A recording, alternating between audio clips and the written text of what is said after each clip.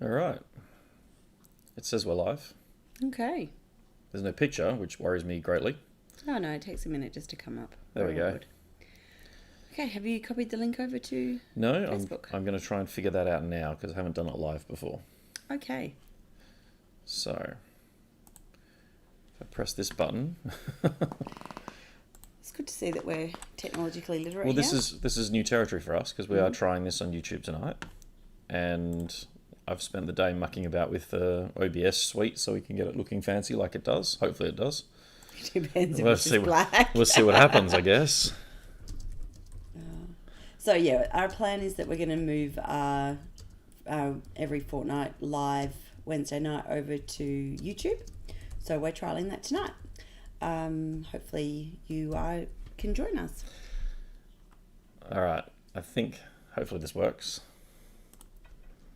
Okay, so what are we talking about tonight? I'm guessing perhaps we'll touch on the fact that we had Masters on the weekend. Yeah, we did. Okay, so that's been published. I don't know what we're going to have happen, but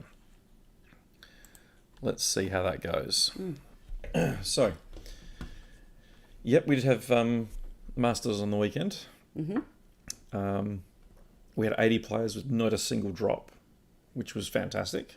It really is fantastic. So very much appreciate that, and I think it shows commitment and respect to all of the participants when people finish the day. So that was great. So, 7 games. I know a few people at the end of... I was talking to the eventual winner, Mitch, a couple of days ago, straight after the event, and he said to me, 5 rounds seems fine, but if you'd asked me to play a 5th round at the end of day 1 of Masters, I would have told you to get knotted. And he said it a lot less politely than that. Yeah. So, yeah, a bit rough. Very long weekend. It was, and I've said it a few times over the course of the weekend. That was a loud bark. Of course the dog's I'll asleep go now. check on what the dogs are barking. Shush, shush, shush. You're okay. Oh, now we've got no data being transmitted at all. Awesome, good work.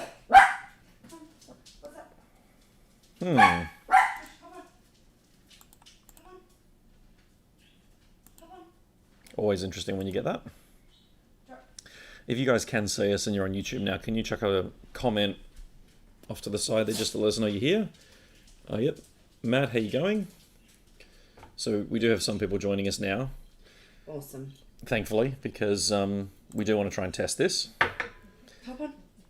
I'm going to keep an eye on the Facebook page as well as a second screen just to make sure if anything's happening there. Awesome, just to make that extra thing. So I feel like I'm on 2 screens now. I was in the middle of saying something and I can't remember what I was saying. Oh yeah, we had a couple of people who came up to the bar midway through game 4 on day 1, and the same people were coming up to the bar midway through game 3 on day 2, or game 7 on day 2, whichever way you want to look at it, and they were absolutely wrecked. But at the same time, I feel like that happens the last game of the day regardless of how many games there are. Yeah, that's very true. So, when we have shorter days, like day 2 of WATC, where we only had 2 games, people were just as wrecked midway through game 2 as they were midway through game 4 on day 1 for Masters. Maybe it's because the end's in sight and you're kind of there going, I think that's exactly it. so I think close. you're psyching yourself up for how long it is. Yeah. So as far as the, as far as the Ironman event goes, I think people, when you're going for 5 games and you know that you're going to be playing for, 14 hours, it's just what you get yourself psyched up for. That's true. I think midway through game 5, people are going to be absolutely wrecked, but they'll be fine. Yeah. I can say that because it's not me. Or you're going to be there for game 5, because that's part of the reason we're doing this mucking about and testing at the moment, is we're going to be streaming from the Toy Soldier Cartel's Ironman event all day. So we have 5 games to stream over the course of the day. Yep. You're going to come down for the final. Certainly the plan at the moment. And then a member of the Toy Soldier Cartel will be with me for most of the day streaming parts of the day. So what you're seeing now is kind of a trial run for how the layout's going to be on the day. It'll be similar. there's obviously a couple of little. If you didn't see it earlier on Facebook, there's actually a couple of extra little things that'll go on the screen. So we will have. Hey. All this stuff on there. Oh, look, we're on there twice. Yep. Yay. So you'll be able to see the scores. We'll be able to update those live. You'll be able to see what factions there are. Obviously, the extra logos are there as well. So we'll turn all that off and go back to where we were. So it's going to give us the opportunity to provide you guys with a much clearer representation of what's going on at the table. The camera that we're on at the moment will actually be above the table. Now, I'm hoping that part of my learning over the next couple of weeks before the event is going to let me draw on the screen. Draw on it? Yeah. So while while it's happening, there should be a drawing tool that lets me draw and circle things on the screen as things happen. Yeah. So that's on my list of things to learn. Right. But I wanted to get the format roughly right. So, although I do think I've managed to stuff this up and put so I've put the watermark on YouTube, but I've also got the logo as part of the background. What watermark on YouTube? So on YouTube, there's a little watermark that sits in the bottom of the screen with our logo on it. Almost drunk the dog treats. Which you can click on to subscribe. Oh, okay. So, we've had a very slow recovery from the event. Monday was a write-off. Tuesday, all of our patrons' tickets went up for sale for First Blood and for War Calls. So they'll be live, or they are live right now for all of our patrons to access for early access and for discounted tickets. Then on Monday the 25th, all of the public tickets will go live for those two events. The players pack for First Blood will hopefully be going live at the same time. The Linebreaker Albany event, which I had many people message me about, I followed up again today. Our tentative booking is still not in their system because you can check it online. So I contacted them again today asking, hey, can we have this? What's going on? I'm hoping to hear back from them tomorrow. We'll see. There's another booking that goes out the day before. It's the day that we're meant to go in is the day they go out. So that could be a Friday changeover. Depending on how they go with like their changeover and the cleaning and that kind of thing. Yeah, I don't know what it's going to look like. So we'll find out hopefully tomorrow. In the meantime, it's kind of a break period for us at the moment. It's not. We've got lots of things to do. You shouldn't be breaking. Well, in terms of we're not hosting an event next week, which but we've is got always the lead in next time. Got lots of things to be doing. Thanks, Aaron. I'm pretty pleased with the way the stream looks now with all the fanciness. I'm pleased. I've taught it to myself. I've had a couple of people who do this with far more experience and knowledge than I do tell me I've done a good job, so that's nice. So I'm pretty pleased. I also like that the sample text has me beating Mitch, but that was on purpose, so... Yeah, when you write it, then it does make it easy. Makes it true. That's what it does. Does it? I'm sure it does. Right. So, yeah, we're going to do First Blood Incursion, 1,000 points on 44 by 30 tables following the GT mission book, if you want to go and check those out. At the moment, I'm inclined just to leave it at 1,000 points and leave it alone in terms of building armies for it, because we haven't done an event using this format before. So I don't really want to go and break something. I don't want to change something if I don't know it's broken. No, and I think that's part of it, is that we need to actually try it in its whole to see how it works before we think about making modifications to it. Yeah. So, I think just be nice and simple and stick with how it's written. Play it like that. The key difference will be, however, that this event is, and I've done this deliberately when the event publishes on Monday for the public, it actually says this is a hobby event. It will include an overall score which combines generalship, painting, and sportsmanship. Sure. Whereas when War Calls publishes on the same day, sorry, I got my eye, it very clearly says this is a competitive event, and there are painting and sportsmanship scores. This is the overall winner will be determined by generalship. So I'm trying to make a clear delineation there so you know what to expect. Sure. Hopefully that'll come across well. We'll see. Yeah. I've also seen, I have to thank Travis from the Toy Soldier Cartel for publishing something on Reddit about our event on the weekend. I don't really do Reddit at all. And I had someone send me the link to it saying, hey, they're talking about it. Of course, it's a lot of comments about Australians being crazy in terms of what lists we take and some of the choices. I think there's a little bit of envy there, I'd like to think. So, but it was cool to have a quick read through that and see what people's thoughts were. I know Ben, who finished 4th with his Tyranids, was answering questions about his list. And there were a couple of comments around some of the points changes that we did use, like the Reaver Jet Bikes at 10 points, with someone saying, oh, you just need to house rule that. And Travis actually answered it before I could, which basically said, no, we don't do house rules. We don't really do house rules in WA, period. We like to err on the side of caution and just take it at face value. And the guy came back and said, oh, but what about when they publish an FAQ and they accidentally put 5 points for an Imperial Knight? Are you going to let someone bring 8,000 points to a 2,000 point game? And I thought, well... What do you think the chances are of that happening? Yeah, look, I feel like when there's a blatant error, like at one point there we had 55 points per model for neophytes, and it was clearly 55 points for 10, but they put it in the wrong column. And I feel like there's... The Reaver Jet Bike sit in this weird space where it skirts what may or may not be true. There's an argument that obviously they've got it wrong, and obviously Hellions are the wrong way around, wrong. But it's for the new book, and we could very easily see Hellions suddenly being amazing and being worth 1 point more than they presently are, or presently were, I should say. And then Reaver Jet Bikes could drop to 1 wound instead of 2 wounds and lose all their special rules and come down to 10 points a model. It might make sense at that stage. So... Double check, make sure that's... Oh, don't worry about it. Yeah. Just saw something flashing, so I thought it better to check that. Make sure there was nobody messaging us about this. So, yeah, it's... The Reavers do sit at this weird space, and I think it's mainly because the book, it's clearly published for the new book, and the new book's not here yet. Sure. So, we ran it as we ran it, Shush. and Drop.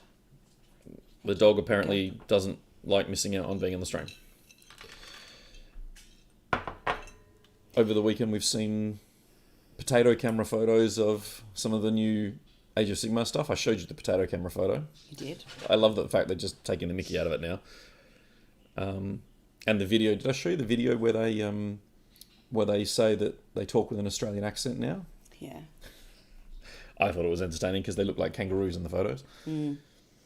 So I appreciate the fact that the social media group are actually like, it's a sort of a quiet way of saying, yeah, we are watching, we are paying attention. Yeah.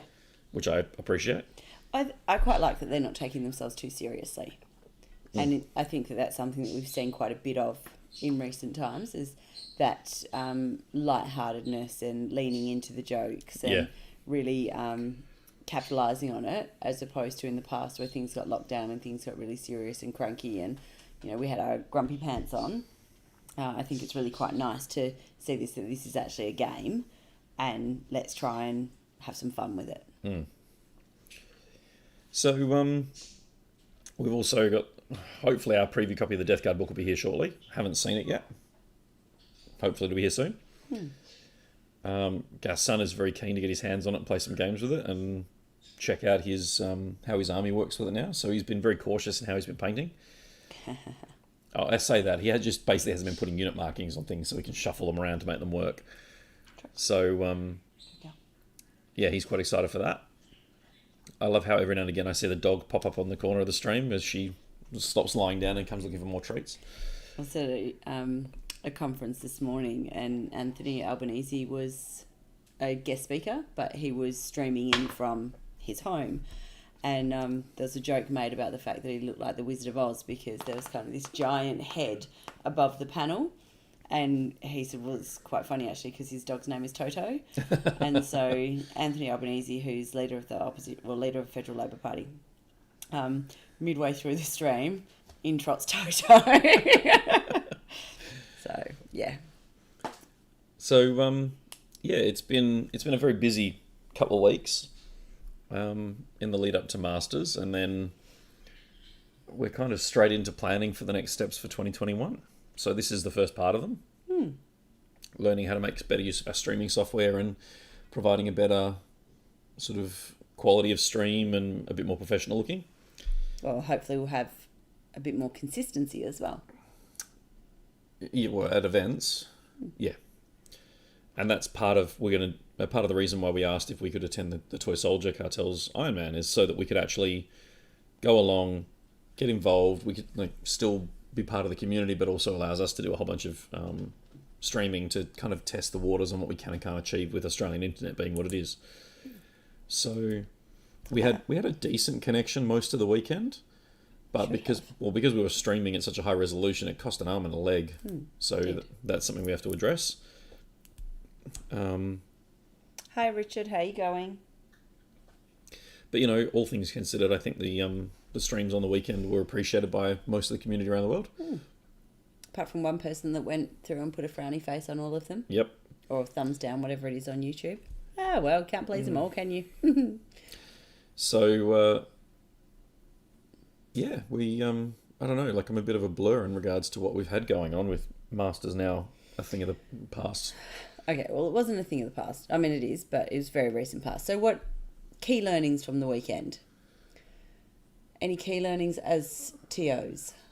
I am going to be adding some stuff to the players pack, particularly for competitive gaming, where I just want to add some extra clarity or some extra guidelines for players in regards to how to handle scoring and dice downs and stuff. There've been a number of messages over the last few days of people saying, "Oh, I scored this wrong, I scored that wrong." I had one this morning from two players who were very polite about it, with one saying, no, I owe you points, and the other saying, no, you don't owe me points, it's fine, we'll leave it. Yeah. So... Is it wrong to mention that Eric and Marcus played the wrong game? Or that's it. That's something else that's going to have to go in the players pack is playing the wrong mission, playing the mission incorrectly. Walking up to that table with Marcus and Eric and looking at the table and going, why are the objectives where they are, guys? Oh, that's where they're meant to be. No, they're not. And then him realising that his photocopied cheat sheet had the wrong mission in the wrong order. I love the fact that he had a photocopied cheat sheet. Yeah. It just meant they played a completely different game to the rest of the room. Yeah. So... Small things, really.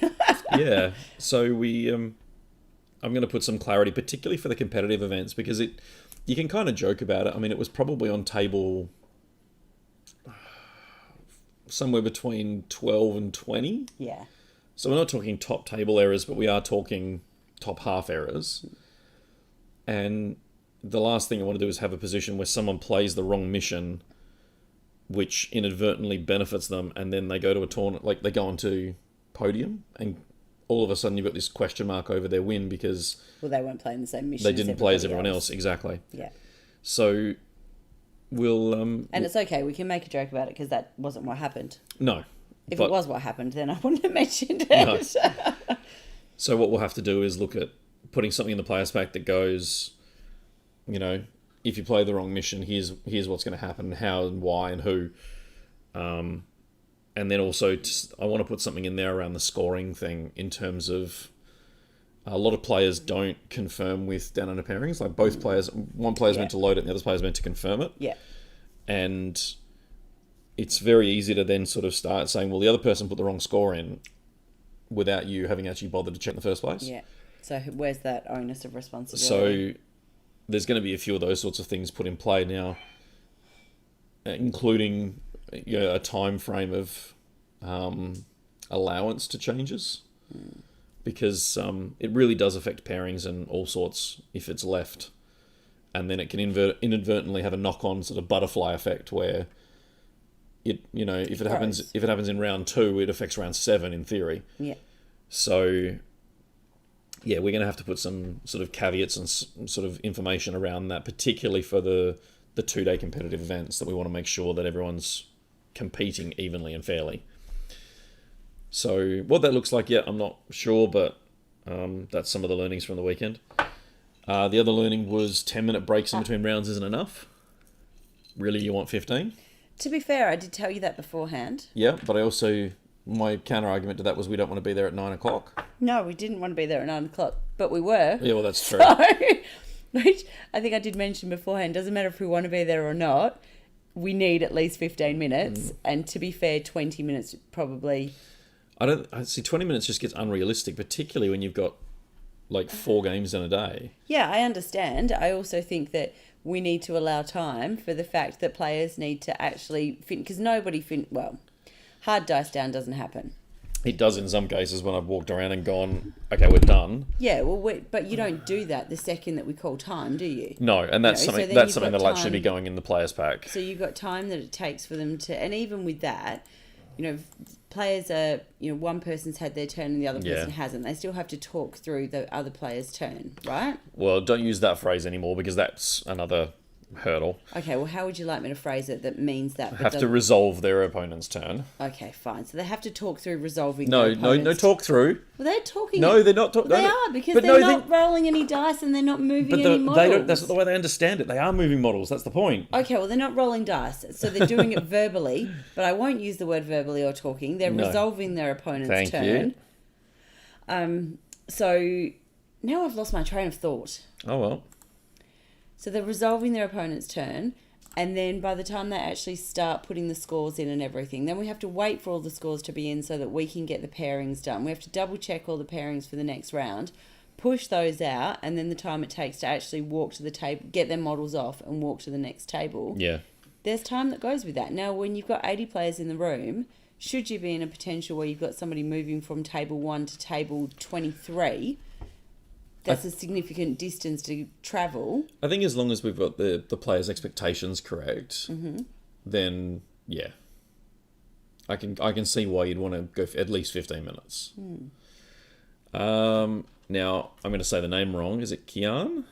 I haven't got my glasses on, but yes, I would say something Hey like guys, that. do you guys have events geared towards newer players? I've only just moved to Perth and I'm loving the massive Warhammer community here. Yes, we do. Our first event for the season is First Blood.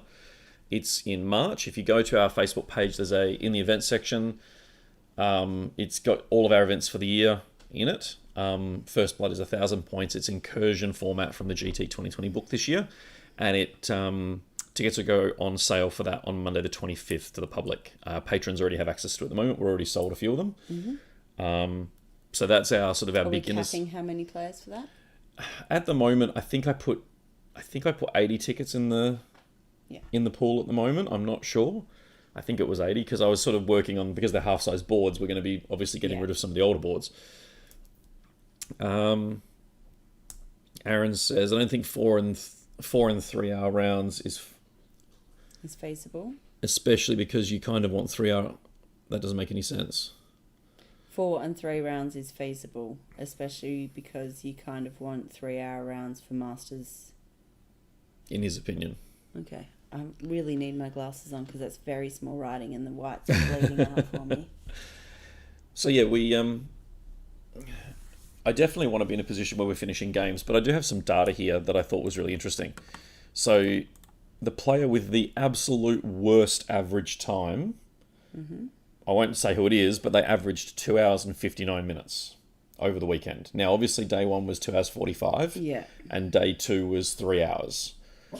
So if we wind it back to 2 hours 45 being the absolute limit, in theory, Yeah. there are only like 8 players who exceeded that, and not one of them went over 3 hours. So I think that's a pretty solid thing to have. Yes, but of those people, how many turns are they getting? Well, the average turns, we only have 6 out of 80 players who got less than 4.5 turns on average. So And again, some of this data is skewed because some players will have only had 3 turns because they got were tabled. Yep. Yeah. Although looking at the players in question who are the ones getting the least turns, none of those are in that category. So there is a little bit of room to be made, but I mean, once you tick over 4.5, you know, you go 4.57, 6, 7, 7, 1, 8, 8, 3, 8, 6, and by the time you get 50 players in, you're already averaging 5 turns. Yeah. So And what's interesting is you're averaging 5 turns, but really a lot faster. yeah, so if we look for the the highest average time to complete 5 turns was 2 hours 42, and he was completing 5 turns. 2 hours 41, 5 turns. 2:39, 5 turns twice, including the overall winner in the end. What's interesting about Mitch's list, though, is he does have like 120 something models, and he's still averaged 2:39 a game with 5 turns. Which is what I've mentioned multiple times, is when you know how to move those models. Or how not to move those models. Well, yeah, okay, how to play with that particular army, then you can play the game in 2 hours 45 or absolutely. 3 hours. So I think sometimes it's just around knowing how to use your army and how to use your army against potential horde armies as well. Yeah, so I think the some of those stats we got are really good. They're sort of showing the right trends and what we were hoping for as 9th edition progressed, in that we're getting more games finished in more appropriate times. I know there are still a number of games that are sneaking through with people talking through rounds, which is a really big bugbear of mine, particularly for competitive tournaments, because it does change the way the leaderboard works and the way the results work out. And I don't really know how to, if I'm walking around the room in a 3-hour tournament and it's like 2 hours and 40 in, and I see 2 guys packing up, we finished 5 turns. How do I know that they've not just finished turn 4 and gone, okay, well, we can't do we can't turn 5. You score this, I score this, and we just walk away from it. Like, there's no way of knowing that without having a judge on every table. Yeah. So, look, in an ideal world, I think you'd have one judge between 4 tables, and they'd stand in the corner of the 4 of them, like a pit boss at a casino. Yeah, kind of. Yeah. You got one in each quadrant, and you're able to keep an eye on it. We don't live in that kind of world, so... No, we don't have the players.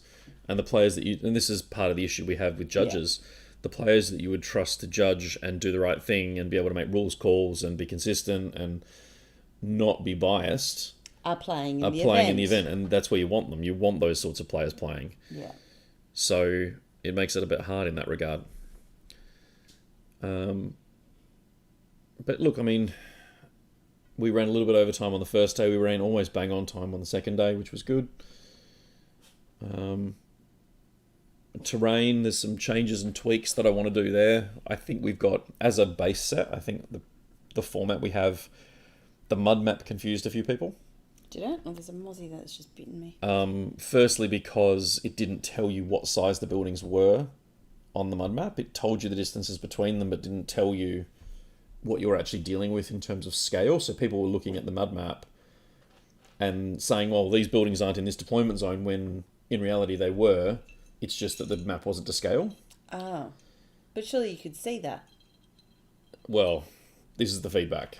So I'm going to have to make sure that there's a sort of a key there that talks about which, like the big building, this is the measurements for the big building. This is how you use the footprint for the big building.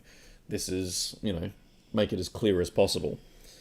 Okay. There was also some confusion over the weekend around the smaller buildings, because the smaller buildings were listed as less than 5 inches high. Yeah. But it had the obscuring word. And people were going, well, is it obscuring or is it not obscuring? I don't get it. And, new write-up from Goonhammer regarding the Perth GT. I knew they were doing it, Rich. Thanks for letting me know. I haven't read it yet, obviously. So, the funny thing is, when you actually... It's fucking mossy here, and it's really bothering me. It's on the microphone. I know, well, I can't smack that, can I? No, you can't. So, people were reading the word obscuring, thinking, oh, okay, even though it's less than 5 inches, it's still obscuring. Yeah. Not actually understanding that the rulebook gives all ruins obscuring. And when I took that word off, people who I showed it to went, well, ruins are obscuring. Why aren't you following the rulebook? Why are you house ruling it? So I put it back in, only to then have people go, well, it's obscuring. That's awesome. Even though it's less than 5 inches, awesome. Not understanding that it's a keyword. Yeah. And that because it's less than 5 inches, it actually did nothing. So part of me feels like going forward, that has to come off that sheet simply to avoid that confusion. I'll need to think on that. It's a damned if you do, damned if you don't scenario. Yeah. Because you get confusion either way. And just wondering whether or not we need something that's, rather than taking it off, just like a little parenthesis which just explains that. But is that just being wordy for the sake of being wordy?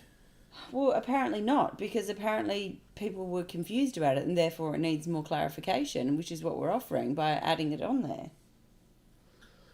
I just feel like it's... And the worst thing for me is that I had players come to me after the event who said they were talking to other players outside of Australia who were confused by that scenario. And I said, well, it's in the rulebook this way. Yeah. Like, it's word for word, copy and paste it out of the rulebook. And that still confused these players. I mean, we wouldn't word for word copy and paste it out of a rulebook. That would be... What, the keywords? It's in our font. I changed the order, but... I'm not sure if changing the font excludes us from copyright issues. I'm sure it'll be fine. Okay. But... I think there might be a plagiarism kind of thing that we need to think about. So I'm going to bring up the article from the Perth GT that Goonhammer have published. I might even chuck this in the comments on YouTube here. I haven't read it yet, so who knows what it says. Oh, yeah. So a quick look at it. Okay, it looks like it's a lot of army list. Well, that was a nice photo. Whose is that one? Most of the photos they use are sort of sample photos rather than army photos. Oh, okay. So,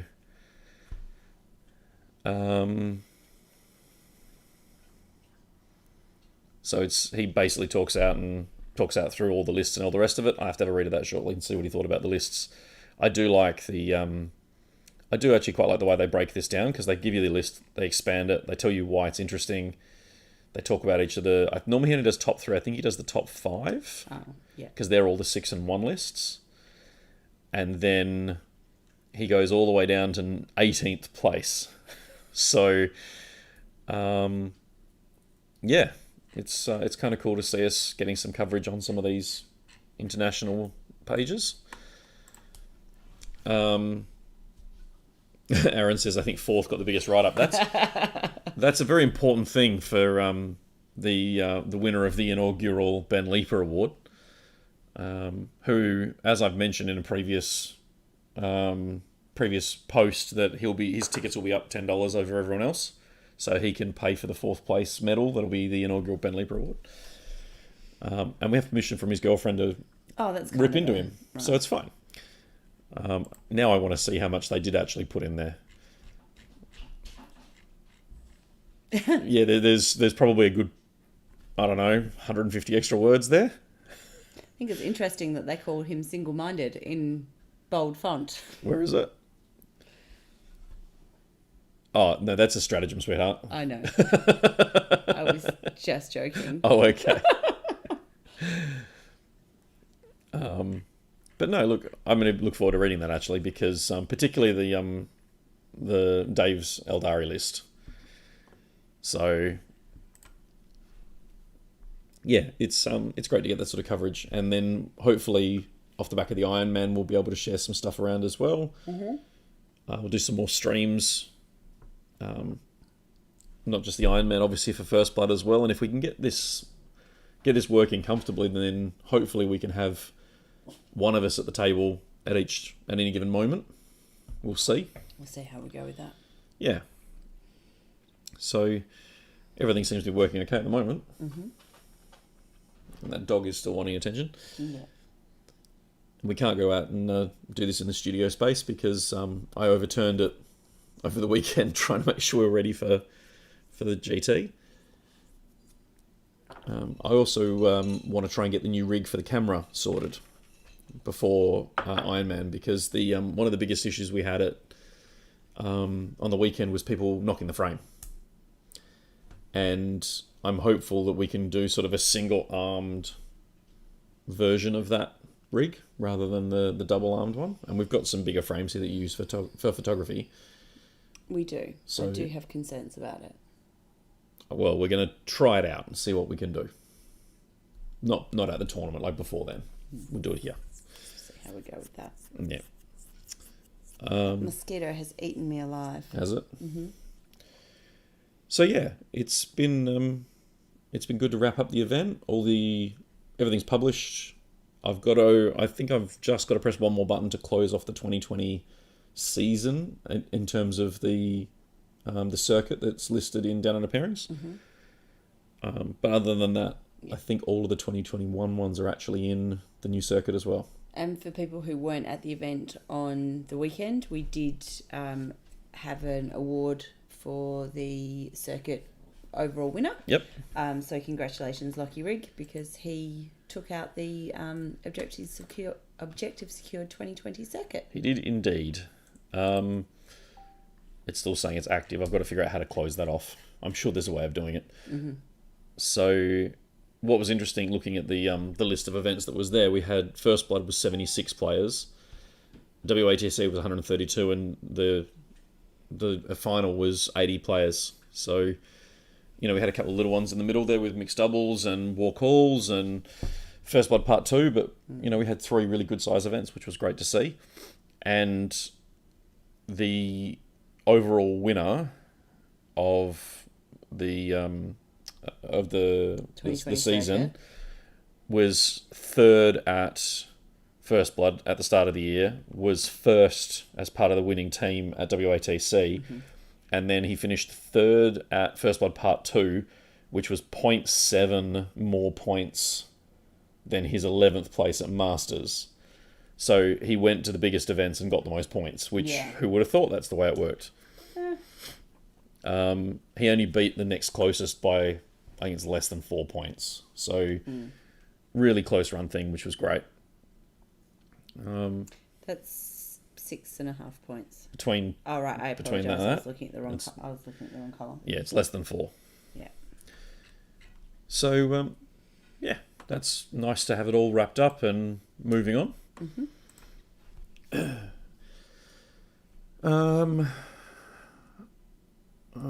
We've got... I've showed this to a few people now. I think I showed it to the patrons, but I didn't show it publicly, was the new mat that we've got coming.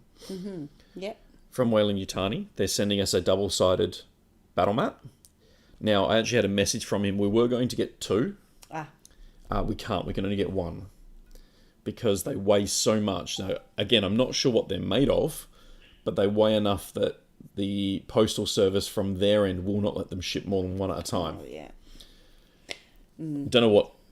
I'm assuming it's either neoprene or heavy-duty PVC. We'll see. I've assumed it was neoprene. As I say, from the photos, was my assumption. From double-sided, I can't think it is.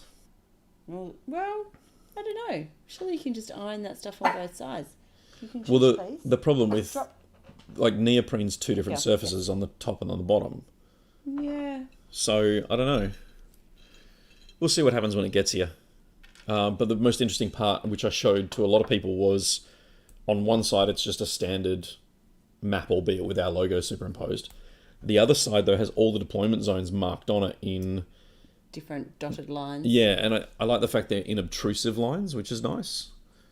So once we get the actual hard version of it, we'll get some photos and we'll put it on the table and we'll show you exactly what it looks like. Yeah. And in the meantime, I'll share some photos of the samples after we get off tonight. I'll chuck them up tomorrow so you guys can all see them. And we'll see if we can't scare him into watching his website crash as people try to order them, which would be kind of cool. So I don't know what they're worth. I don't know what he's charging for them yet, but we'll see. We should probably find that out before we... So that we've got those. Well, we should have one of those shortly, which will obviously be for the streaming table, because it makes it nice and easy to determine where the deployment zones are. If you haven't already seen them as well on the stream or in person, you'll have also seen the OBSEC objective markers, the neoprene markers. We are going to be ordering new sets for the 2021 season. There'll be some generic ones. There'll be a new Champions edition, and some new patron ones as well. So they're all... We sold out. Yeah, we did. We sold out, which is cool.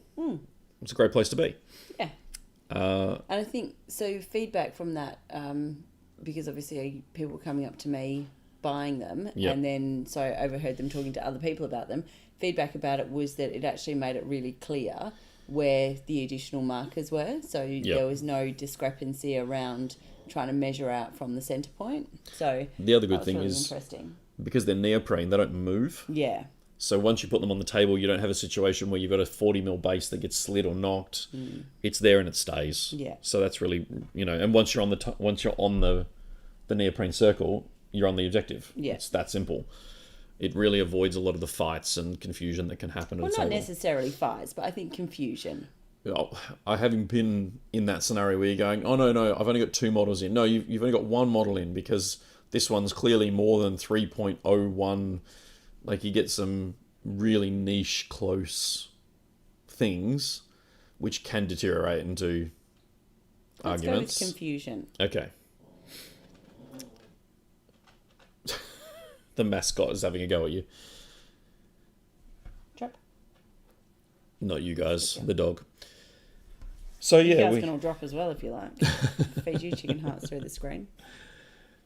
So yeah, we're going to have those coming back. They come out of the US, so they take a little bit of time to get here. Yep. But we'll order some probably in the next week or two. And then we'll send them off and get some new ones. I'm looking at writing a course, Yep. which is Resilience for Gamers.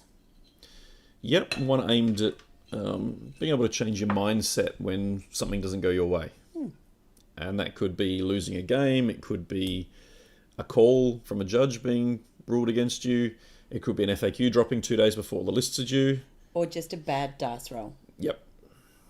Bad roll off, lose the dice roll, you go in second, being able to, be okay with that and then make good decisions from that point on, rather than going, right, that's it, I've lost now. I can see. That was the funniest thing on the weekend. With all the changes to the way you score now, particularly in the final turn, which is another thing I have to clarify, which I'll talk about in a second, there were people who were lamenting the fact they weren't going second, which, as long as it's going to take me to do it, I'll do it, because it'd be interesting to see what the percentage of win-loss to going first, going second was in this new, because this is only days into the new FAQ. Yeah. So it'd be interesting to see what changed, if anything changed. That was one thing I did want to mention, though. There were a number of players, which I must admit I didn't even consider this as a possibility, who were taking While We Stand, We Fight, which is a secondary that you score 5 points for the 3 most expensive units in your army if they survive the game. People who were only getting to turn 3 were then scoring 15 points from While We Stand, We Fight, even though they didn't complete make it the game. to the end of the game. So I have to put a caveat in there that basically says you don't score this until the game ends, it ends naturally, because otherwise I can see I don't know if it happened, I'm assuming it didn't, but I can see a scenario where in your head you're at the table, you've got 15 minutes to go, you're down on the table, but there's 15 points going in, so if you don't play another turn, all of a sudden you win. Oh, I don't know, we should play another turn, let me think about it. Oh, we don't have enough time. Oh, look, the game's over. Oh, look, I win. And it just feels like that reward of getting those points, and the same with things like scoring the final turn of the bonus points for Raise the Banners. Yeah. If you get to the end of the game, you get extra points for Raise the Banners. And I just feel like those sorts of things should be done at the end of turn 5 rather than the end of whenever you guys finish the game. And I think that might actually be an encouragement for people to either pick different secondaries, which changes the game, or it'll make people want to play and complete the game. Sure. So I don't really know how I feel about that yet, but yeah. Richard says, I wanted to go second in most of my games and ended up going first 5 times. Richard, did you change how you were logged on? No. What Oh, does no. it say, Danger on Oh, yeah, he Richard? has, yeah. Maybe he's got multiple accounts. Sweet, that helps us. She wants you to like However with both. many accounts you've got, hit subscribe on all of them. So, yeah. That's just another piece of learning that I have to clarify in players' packs as to what that actually means. So if you have any thoughts on the secondaries of things like While We Stand, We Fight and Raise the Banners and game scoring, how would your games have gone if you took those secondaries and then you didn't finish the games? Because I feel like it's a great incentive to either pick different secondaries and thus change the play. Like if they're the ones you're banking on to score your points, well, now you've got an incentive to finish the game. Yeah, well, that's it. And if you then go, well, I'm not going to take those, then you're taking other secondaries. But then are you potentially giving somebody the reason to slow play because I don't want you to score those 15 points. Yeah. And how does that, how does that interaction happen? And I think, and that's kind of what I was alluding to earlier about putting something in the players pack around how to manage when things like, I feel like the competitive events just need, as much as it pains me to say it, the competitive events may actually need some sort of managed not death clock, but managed chess clock with fixed times. But the problem is I still think that a game that goes for 3 hours where I play 2 hours and you play 1 and the game finishes naturally because we both had enough time to complete our actions is still a complete game. Yeah. So I don't really like the idea of a death clock. The problem is it relies on both players being like, they both want to finish the game. They both want to make sure the experience is a mutually beneficial and cohesive one. And I can't help but think there are players out there who will take advantage of that because, no, it's competitive. I'm here to win. I don't have to be on your side. I can't read any of those comments. Oh, okay. They've all bled into, I've really got to, if we're going to do it like this, I've really got to... I need another monitor or something? Yeah, other monitor with them blown up really, really big. Like 500%. So Richard says, while we stand, we fight at the end of turn 5 makes way more sense. I think it does. It's 15 easy points otherwise. Lonely Koi says, will we be able to use Forge World for First Blood? Absolutely. Yeah. It's very rare that in all the years that we've banned things like that, we've tried to make sure we stick as close to the rules as possible. And yeah, I feel like that's not going to change anytime soon, particularly with the rules changing just recently with the Imperial Armor Compendium and it now being taken in-house by Games Workshop. So yeah, as long as there's current points values for it in the latest field manual update, which is the FAQ that was released about 2 weeks ago, you can use it. If it's a legend, no, you can't. Yeah. So we're not going to have legends at First Blood? No, not when I'm trying a brand new format. Oh, chicken? No. Too many variables I don't like. So where are we going to have legends this year? Well, the Crusade will still allow legends, and mixed doubles will probably allow legends as well. Yeah. Richard says, no, he changed his name just for us. Oh, I appreciate it, but also that's upsetting. I actually think Richard's onto a good idea here. While we stand, we fight should only... So at the moment... I think that's a good idea. I could actually say that. Oh, you could? So his suggestion was, at the moment it's 5 points for each unit that's not destroyed at the end of turn 5. He's suggesting 3 at the end of turn 3, 4 at the end of turn 4, and 5 at the end of turn 5 to represent the fact the game... Yeah, it didn't finish. I actually don't mind that as an idea, but of course Games Workshop don't write the rules with that in mind. They write the rules, you play 5 turns.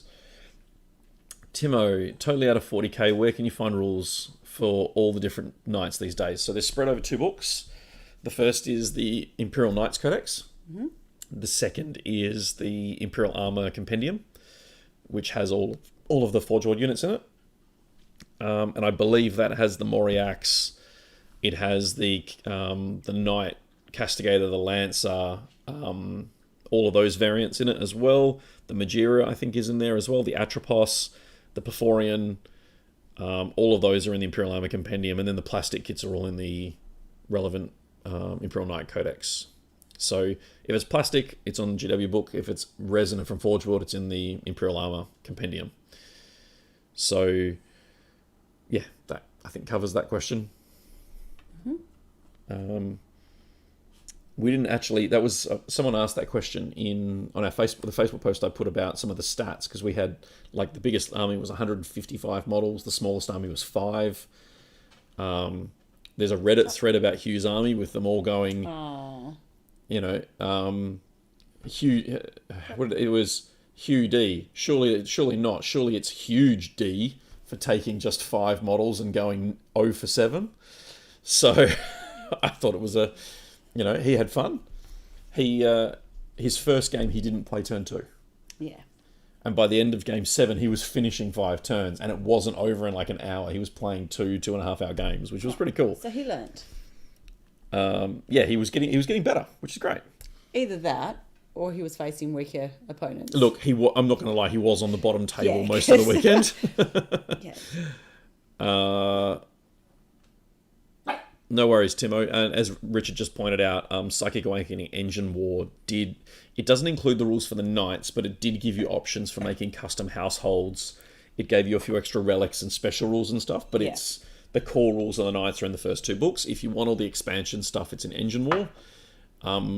My suggestion in the short term would be, if you want to get back into 40k playing Imperial Knights, which were the only faction we didn't feature, we had every other faction other than Imperial Knights, which is just a bizarre thing to me.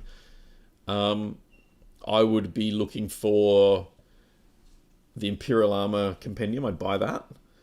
And then, because the Codex and Engine War are both 8th edition, you can normally pick those up pretty cheaply online, secondhand.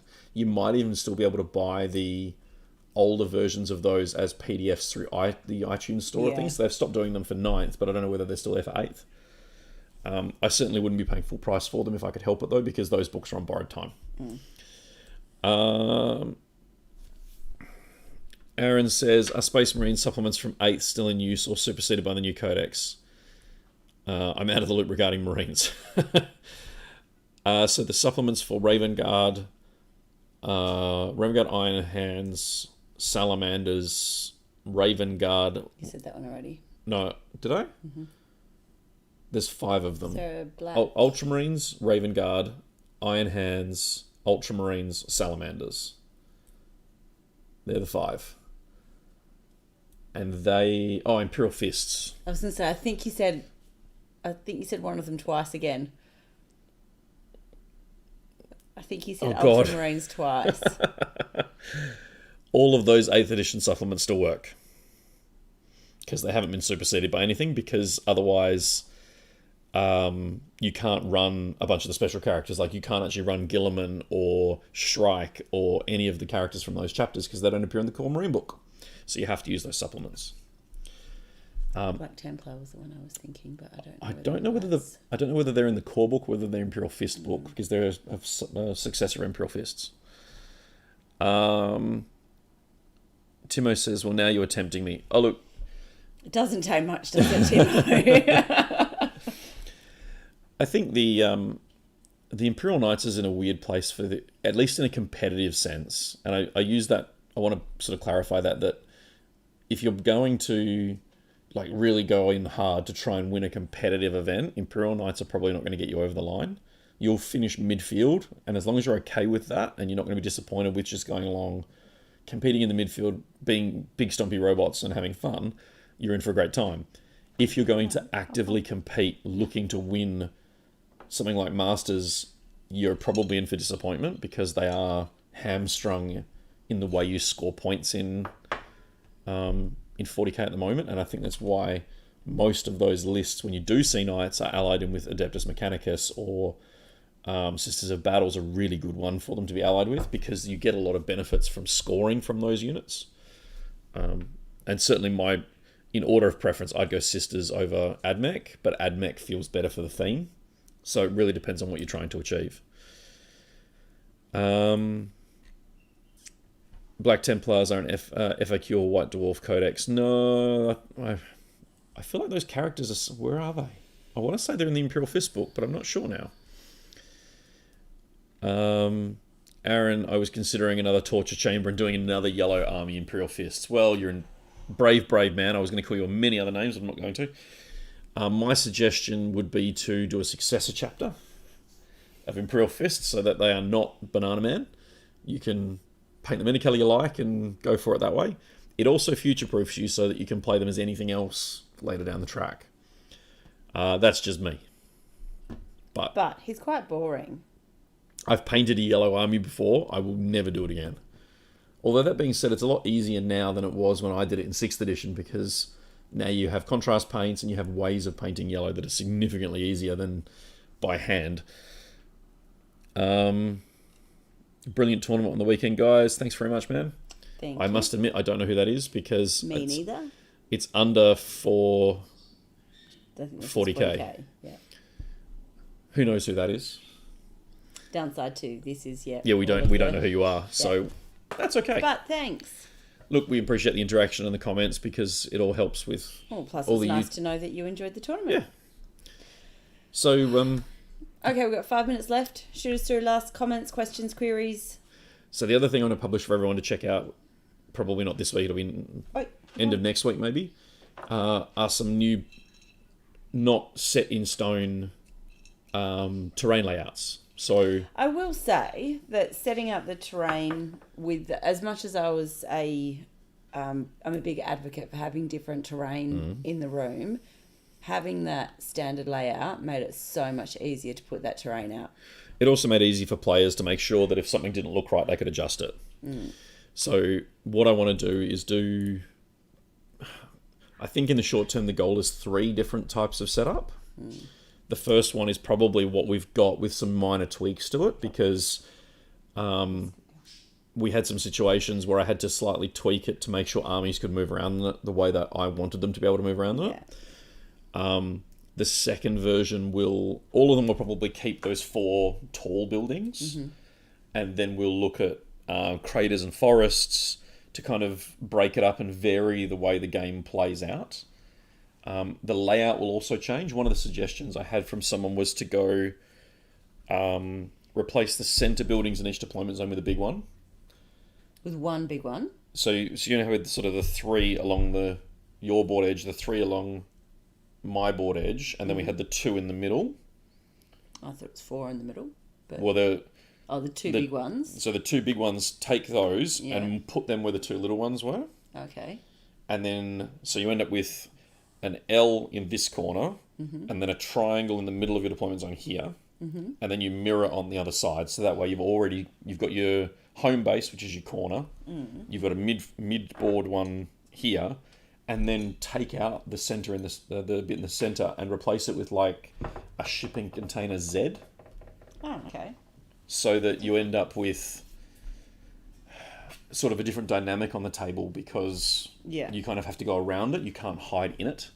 So there's a few different things I want to try out, and sort of there might be 6 options in a PDF I published to kind of go, here's what I'm thinking, here's what it looks like.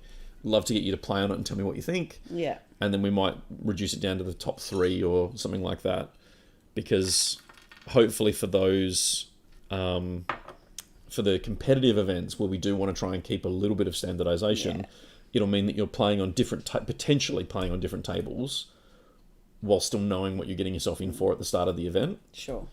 And I think that might be the best of both worlds for a competitive event, where you know, like if you get the players pack and it says, here are the 4 layouts, they'll be laid out in order, table 1, table 2, table 3, table 4, table 1, table 2, table 3, table 4, all the way down, so that you know on the final round, if I'm winning, I'm going to be on table 1, so I know what the grand final is going to be on. That sort of thing. Yeah. I feel like that could be a good way. And if they're released early enough, then people can practice on it.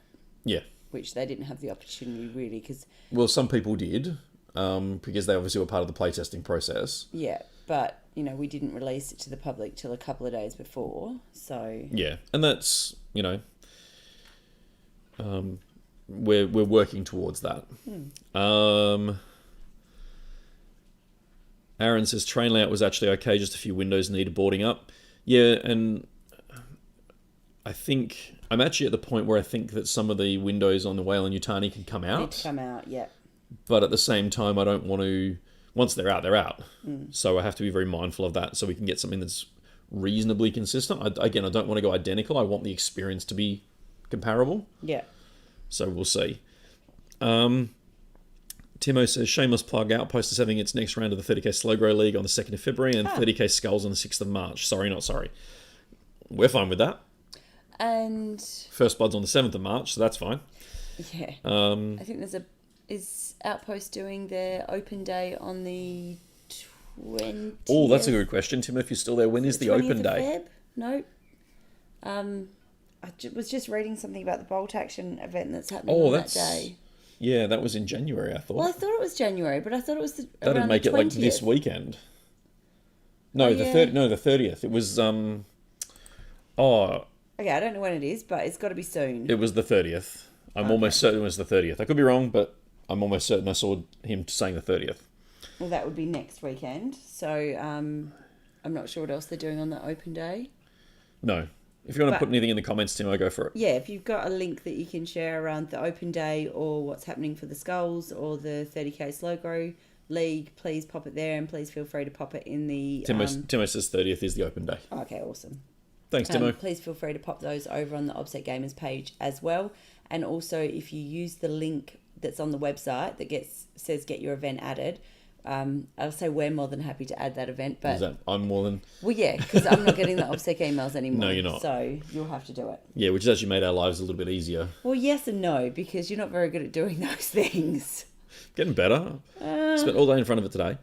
Spent all day rearranging this slide. Trying to make it look good. And playing your games. That doesn't count. What games? I didn't play any games today. Right. I didn't. Okay.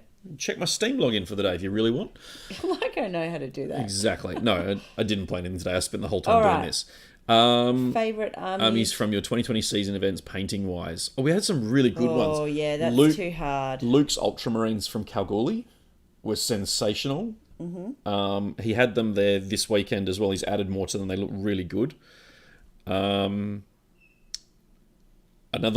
another Luke with his Death Guard this weekend, which were brilliant. Adam LaGreca's Imperial Fists. They're like a mustard yellow rather than a banana yellow, but they look really nice.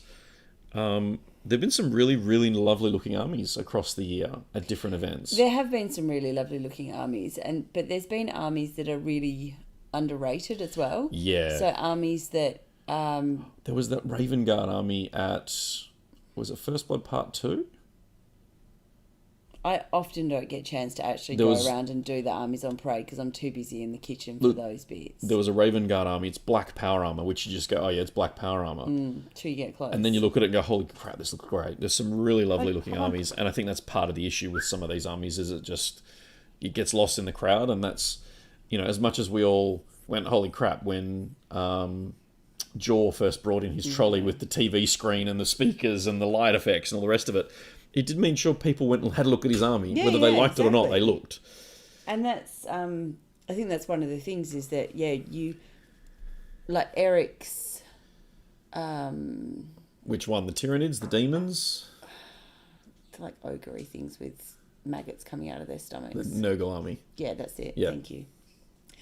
It's one that you just walk past. Because it's all sort of this muddy green colour. Yeah, till you stop and pick it up, and then it's like, wow, that's really cool. Yeah.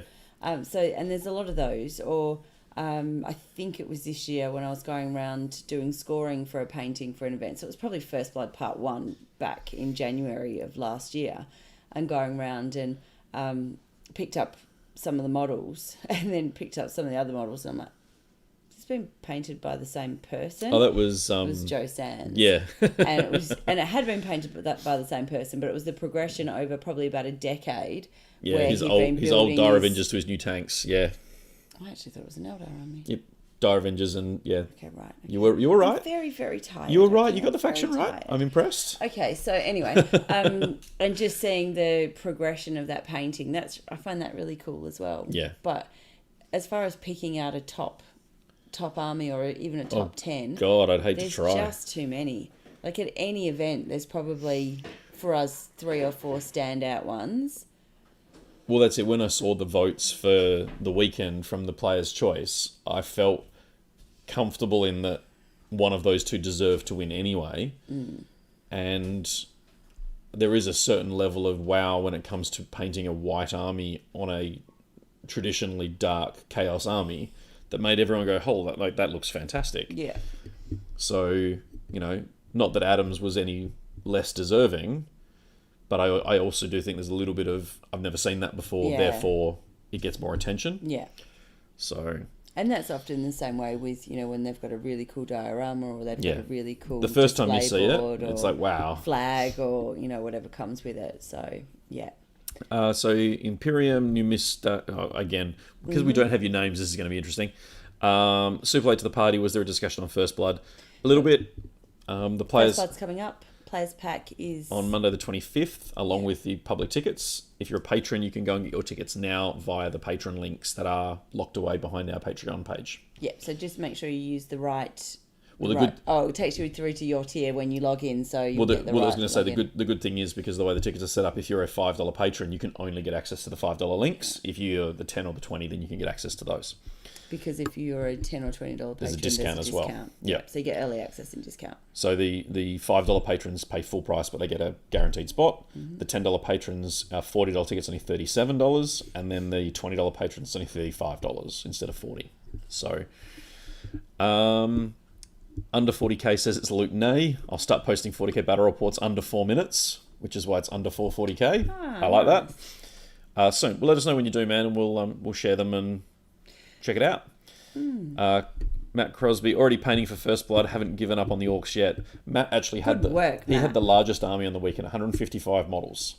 And it was funny as I walked up and down the aisles, going, "How many monsters do you have? How many vehicles do you have? How many models do you have?" And people looking at me, going, "Why?" And I'm going, "I'm looking for stats."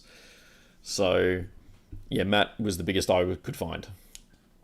Aaron. The painting at standards was well below last year's, though. I don't know if it was. I feel like, we had 20 plus extra people in the room, or maybe not 20 plus. It was probably 20 more people this year than last year. Or sorry, 20 this season compared to last season. But I did have feedback that people felt because there wasn't an overall category that might have impacted it. And obviously we talked about not wanting to change the format mid-season. Yeah, I don't think that the painting standard was lower than last year's, but I think that what we had last year was a lot more of those, the extra hobby things that went with it. So we had a lot more of the display boards. We had a lot more where people came with the flags and the music and the flashing lights and all of those things, whereas for this year's Masters, they just brought their army. I think the other thing is, it's a really weird sort of dynamic because you want to make sure for an event like Masters that the player who wins the games wins the event. You don't want to be in a position where the player who goes 7 for 7 then doesn't win the event because someone else has a better painted army for whatever reason that may be. Yeah. And that just feels wrong. So I'm not going to say that we'll take it away from Masters for the 2021 season because there probably will be a combined score award.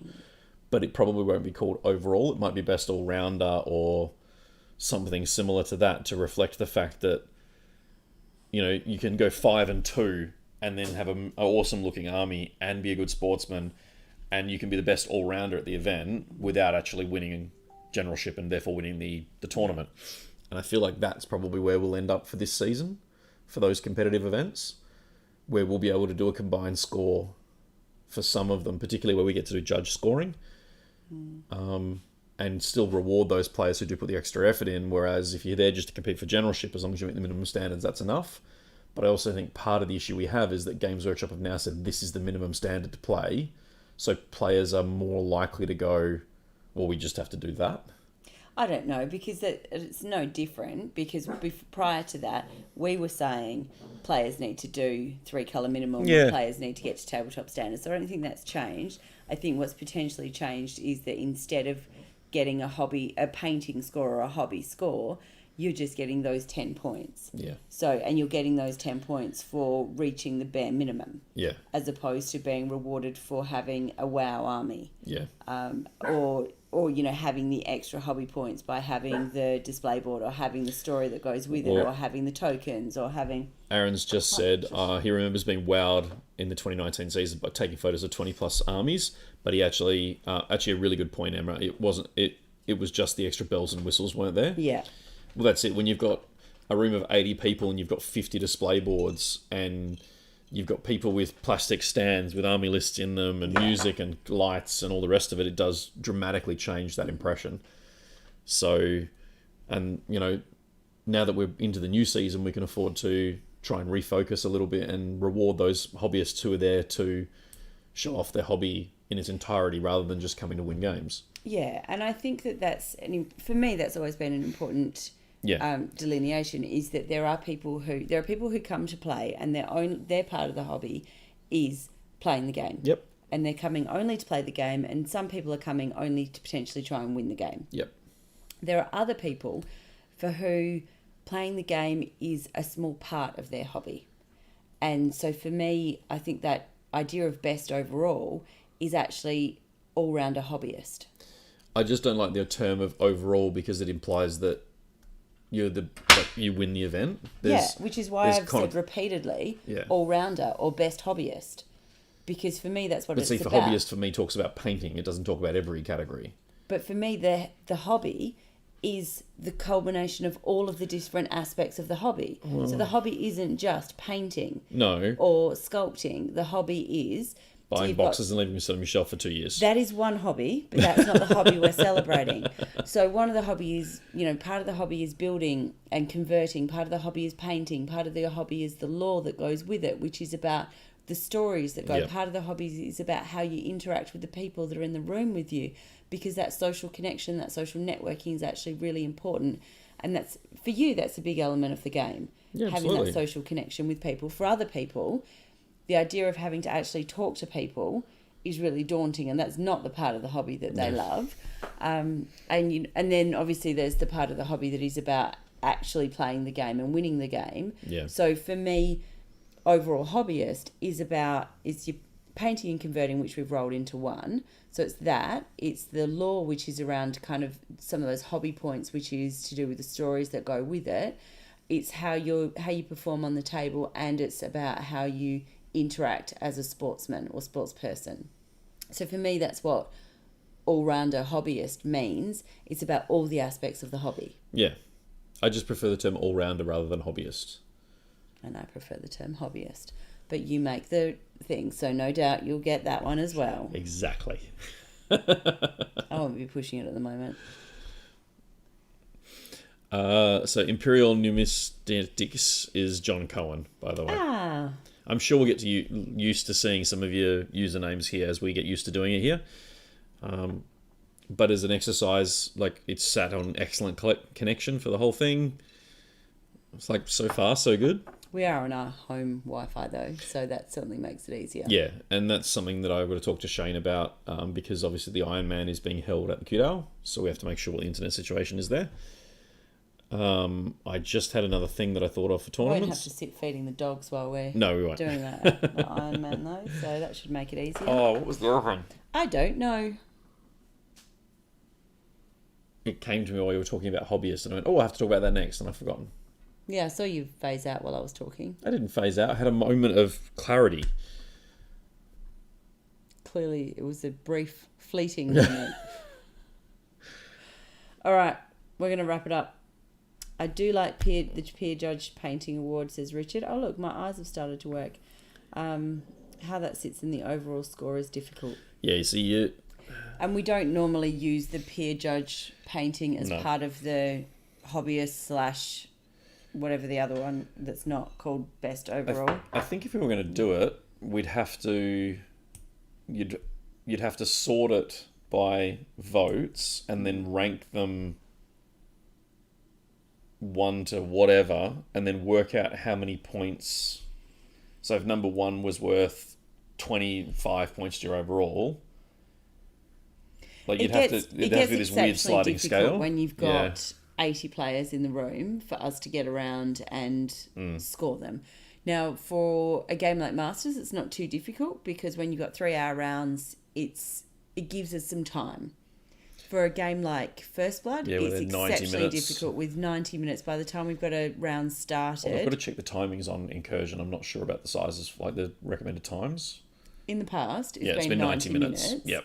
And when we get a game started, 15 minutes in, we can perhaps start, and then then we've got to go around and tell everybody that you've only got an hour left, and then by the time we've done that, we've probably got 45 minutes left, and then we've each been asked a question, or it does in get 90 difficult. minutes we maybe get two judging. Maybe we need to go back to the idea of submit, like when you come and check in, you hand in your painting sheet, and then if you come to check in and you haven't, we hand you a blank one and you do it.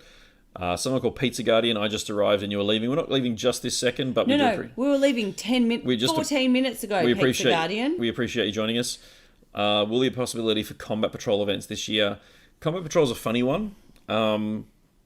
Maybe, if there's enough call for it. Most of the time for tournaments, the feedback we have is bigger is better.